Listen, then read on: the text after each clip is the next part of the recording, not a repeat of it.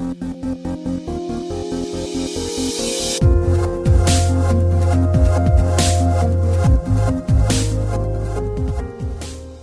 and welcome to the Startups of London podcast. I'm your host Ozan and the founder of Startups of London. Today I'm joined by Dennis Helderman, co-founder of easyToolHire.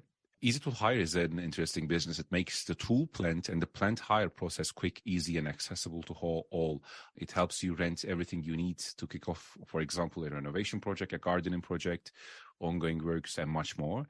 They're a part of the easyJet, Easy family of brands, and I'm excited to have Dennis on. Welcome.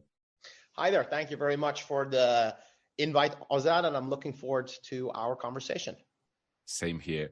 So why don't you tell us about the business, how it started, just so that we have a basis background understanding of what it is that you do and where the business is today? Sure. I'll try to keep that concise since I can go on about it for quite a bit. Don't worry, I'll definitely interrupt you. You can okay, good. Yeah. So we actually, as many startup journeys kind of end up, the original idea wasn't really easyToolHire. So that wasn't what we started off with. That's something that we landed in after we were in the market, and over a period of a few years we iterated. But we first started out really early 2018, and it was a general goods rental marketplace. So it was a marketplace business, and it was for anything and everything that you can hire. So we would onboard suppliers that literally that would rent you wheelchairs, that would rent you bouncy castles, that would rent you baby strollers, baby cribs, literally anything you could imagine. And the focus was a bit more on hospitality. So we were working with hotels and service departments. So that was really, really the original genesis of where we started. And the reason for that was because I was more in hospitality, and my co-founder Andrea, was at Rocket Internet, and he had moved around a lot to different locations, and there was always a few things that was missing that didn't make sense for him to buy, but renting made more sense. And then when we met each other at Imperial College, we both went to uni in London and reconnected after some years later, and had this idea and this experience that we can both relate to. We decided to launch. Back then it was called Rentu, which was, as I explained, this general goods rental marketplace. That evolved over the years, and it went into events specifically. Instead of working with hotels and service departments, we focused on the event side of the business. So it was mostly furniture rental and hire. And then, of course, COVID happened in 2020. And around that period of time, we had also just gotten investments from Stelios, which is the founder of easyJet, a very, I think a high-profile figure in the UK especially, and a very successful figure that's launched, Europe's most well-known low-cost airline, or one of the most well-known airlines.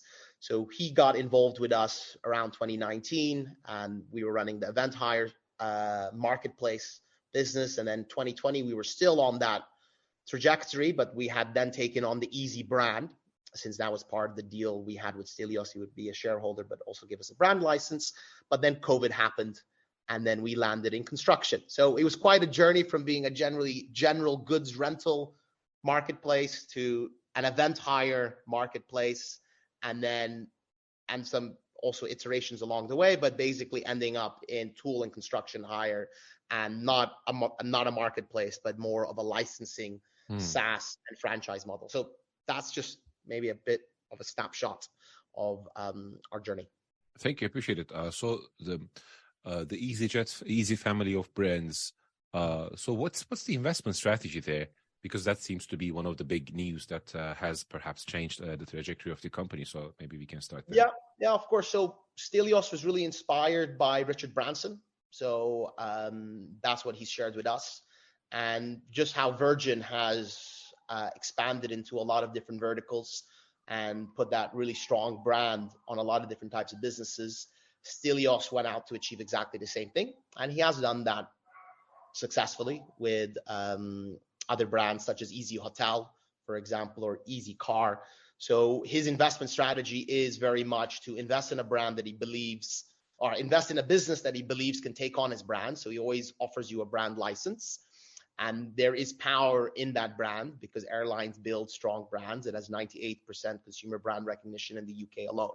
Yeah. So he needs to believe in the business. He's an entrepreneur, and that's exciting compared to, working with maybe a institutional fund.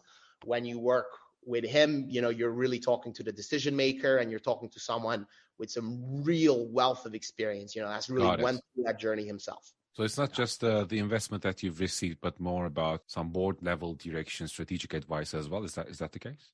Definitely. Look, he's been very generous with his time. He's incredibly, experienced, and there's been resource that we've been able to get access to because of him. So we're very grateful for that. Whether that's around IP licensing and franchising, whether that's just general business advice. So definitely, I would say so. Got it. There was this funny story of people don't need they actually don't need drills. What they want are the holes in the wall. So in terms of this is always used like a sales or like a marketing puzzle. So I want a hole in my wall. I really don't care that if I have a drill or not. In terms of what you sell to people and what the real desire is, what the need is. But in your case, I think that's kind of literally it, right? So from my limited understanding of the business, people have jobs to be done, and then they need tools to do those jobs, but they don't want to buy those tools. Is that the main niche of the need in the market that you're addressing? What's there that does not meet the eye? Okay, so I think that's a really good question. And so with easyToolHire, for example, the name might point you in the direction of tools, and that's something we definitely do. But we do more than tools as well. We also do micro plants. So, for example, one of our most popular products in the UK is a 1.5 ton mini digger, an excavator, and but we have a very wide product catalog.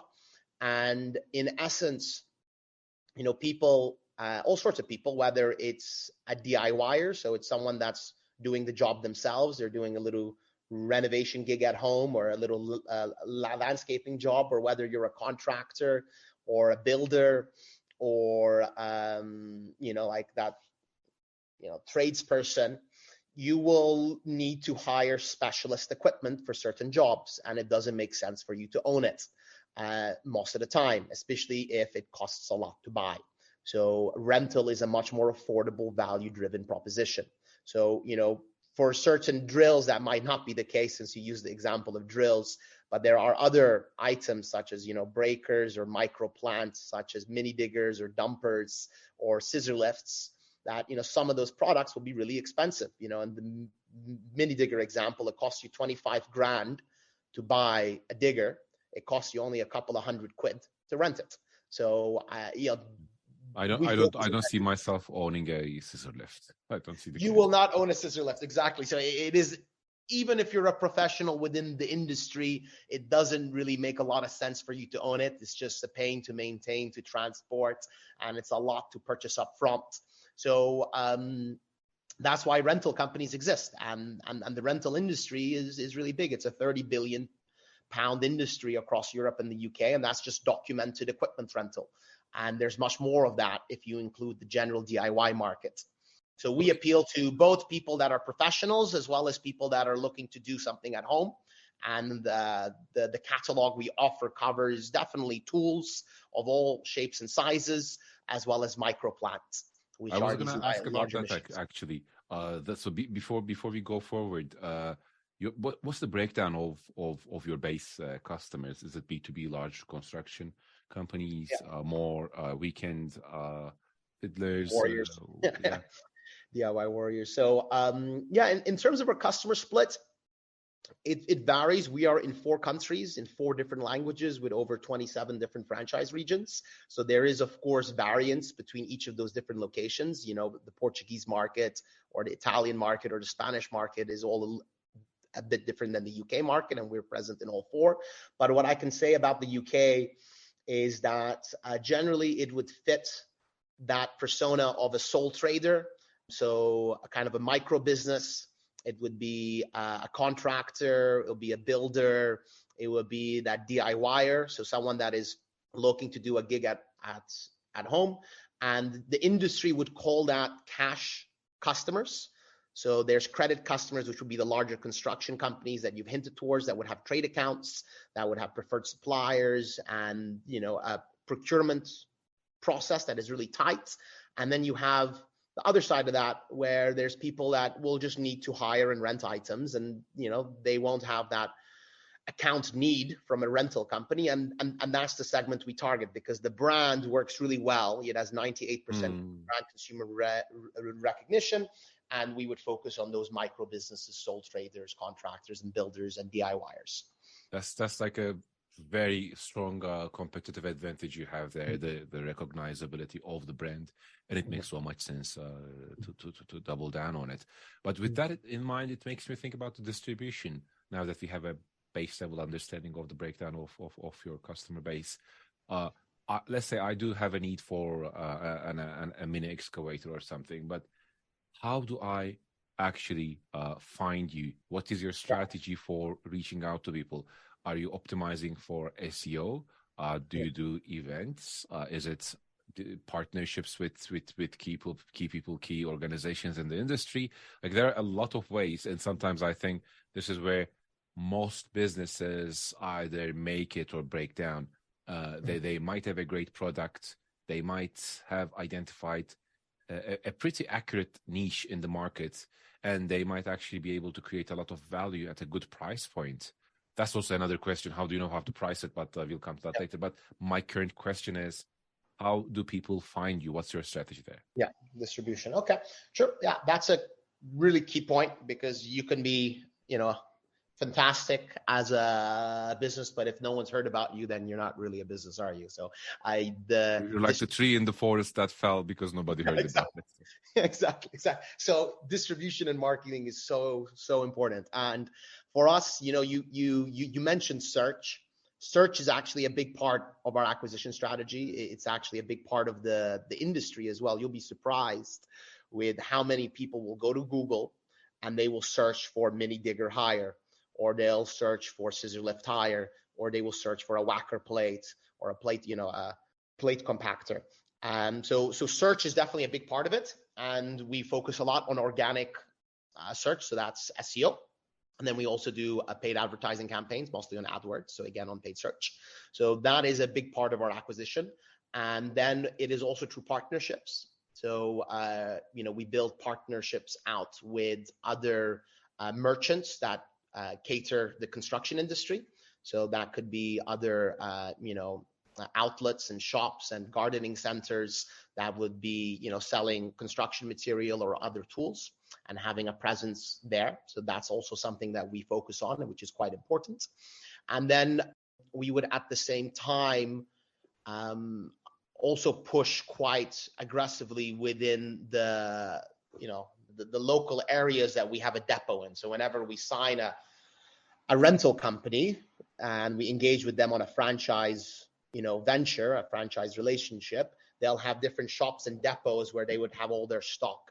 So having a strong presence locally is quite important. So we will do sponsorships, for example. We will do offline advertising. We'll do radio. We'll do bus advertising very locally. So that's also something that we do.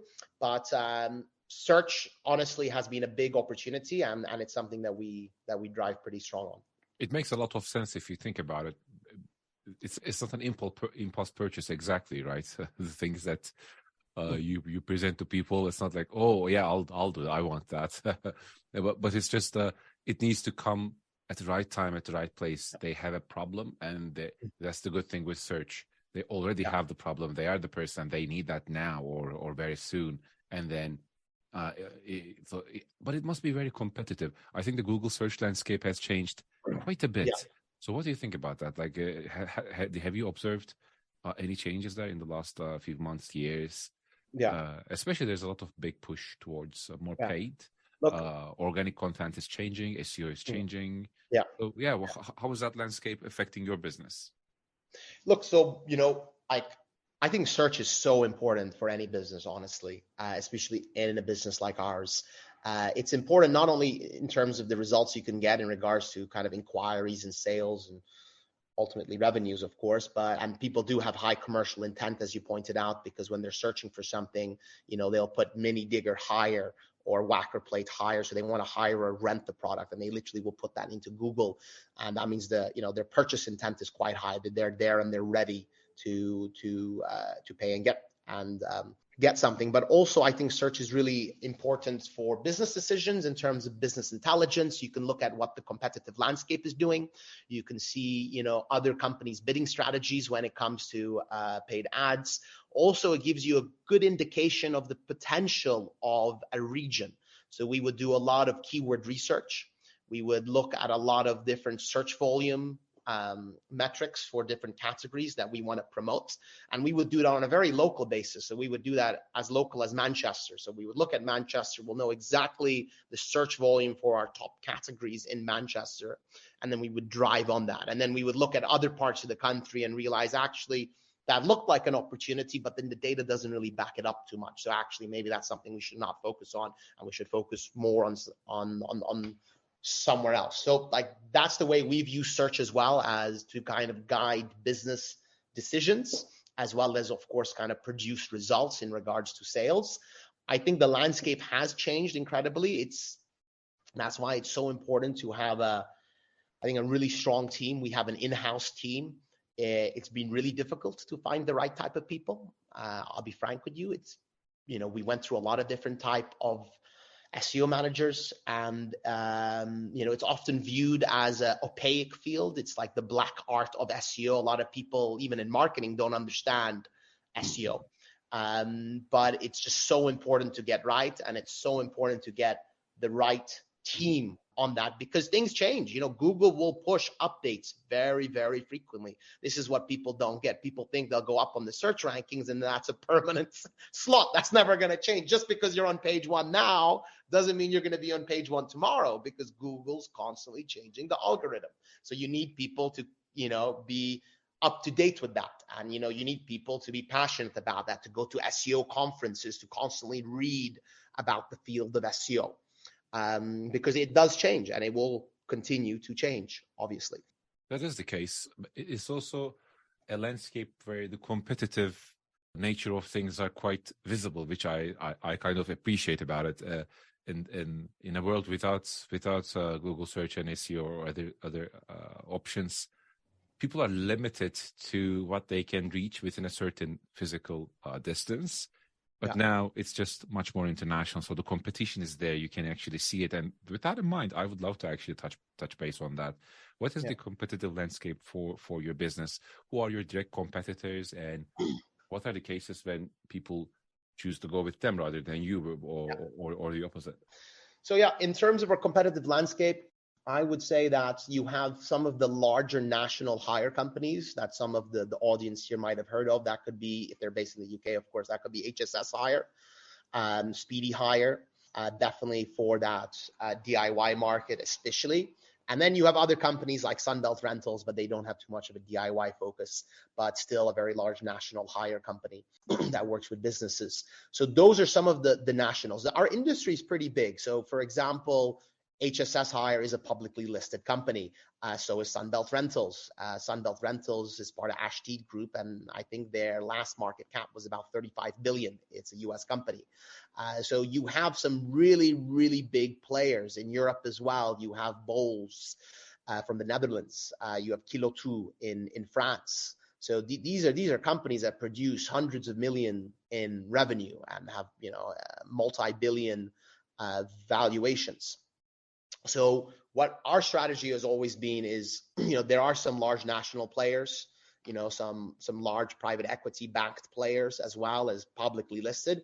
So we would work with independent operators. So we work with kind of, small, medium-sized businesses within the rental world, and we bring them together to fight against the big boys. So we will get multiple different independent rental companies for each different region in the UK, and the industry is hyper local. That's why it's super important to have a hyper local presence. Is where your depots and shops are located that are very important, because some of this kit is not easy to transport, right? So we would partner up with these independent businesses, and then together we would have the same network effects that a large national player would have.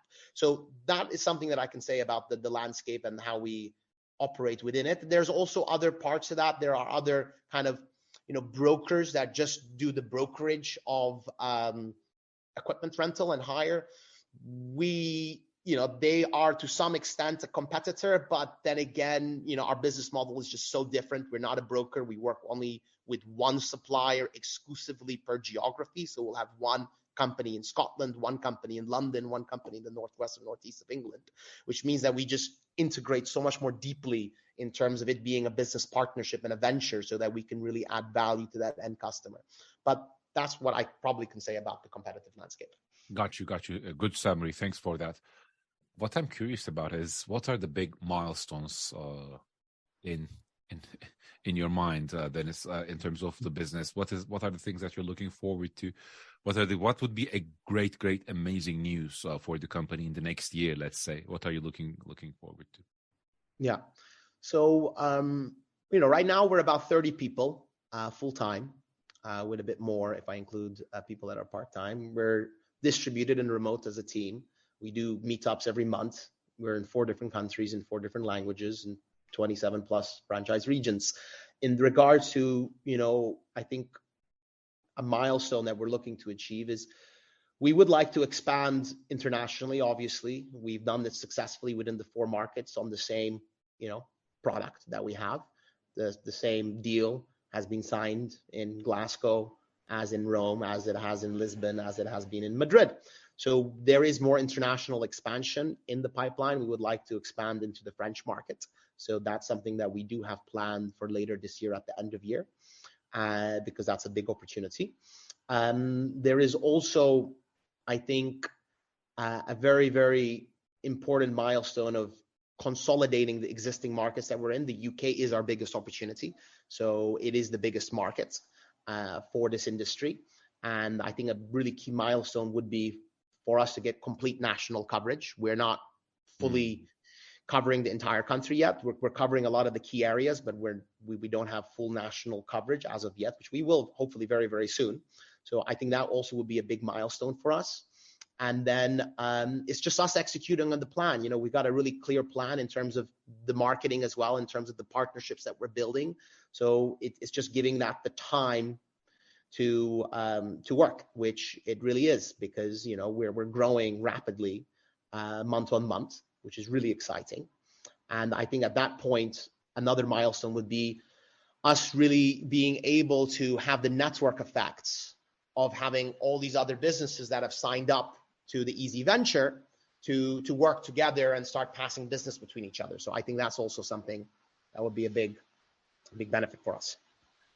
When I imagine people using your products, immediately what comes to mind is people are either delighted by this whole experience from start to finish, right? They start with the search intent, or they see your ad somewhere, or they hear it from a friend. And then the whole online booking, payment, delivery, timely and high quality delivery, disclaimers, warnings, etc. about the use of these tools and devices, people then using them, collection, feedback, that whole cycle. The more smooth it is, and sometimes what I experience as a customer myself is you buy a product and then they give you like a little candy on top. It's just a little thing, but it's beyond what you wanted, and it does really add to your satisfaction. So even with things like that, just to surprise and delight people in ways that you show them, okay, we are a really good operator here. And then what that creates is this unstoppable force of a feedback loop of positive reinforcement, where people do a lot of word of mouth marketing for you, and then it grows. And then the opposite thing can happen as well, right? People have an experience with you, and then they're like, I would not really go with easyToolHire. Why? Yeah, because it's late. It's just so a lot of things come down to execution and the quality and the attention to detail I see there. So I don't know what your thoughts are on that. So I would love to get your thoughts on what I just said, as well as to hear how you're measuring, how you're collecting data about customer satisfaction and user happiness. Yeah. Okay. So look, I'm absolutely with you. I think attention to detail is key. You need to delight your customer, and that's so important. And in the end of the day, business is people. So you need to have common sense, and you have to treat people the right way, and you need to delight them and surpass their expectations. So that very much is a big focus for us. The way we achieve that is by picking really the right partners to work with, because we don't own the stock ourselves. We don't deal with the fulfillment and the logistics of it either, but we do make that process much easier. We do enable people to go online, have the full product catalog, know if it's available or not, see transparently what the cost breakdown is, and enable them to get a quotation or to place that order, immediately book a delivery slot. So we definitely digitize and make that entire process very easy for someone to do. And we provide all the FAQs and information you would need to make a decision. And for our franchise partners, we also make it really easy for them and cost effective for them to service that customer demand. We have CRM systems, integrations with inventory management systems, and we have a whole lot of marketing automation that kind of makes their lives easier. And we do track a lot customer feedback. So that happens in multiple ways. It happens on site when people come to one of the locations, and of course they can fill out a form or they can just share their feedback. It happens over the phone. The operators at the hire desk will always ask, if a customer is satisfied, and then we'll put it down if they're not, and the same if they are. And then it'll happen also digitally through different emails and SMS and interactions that we have when someone engages with the platform.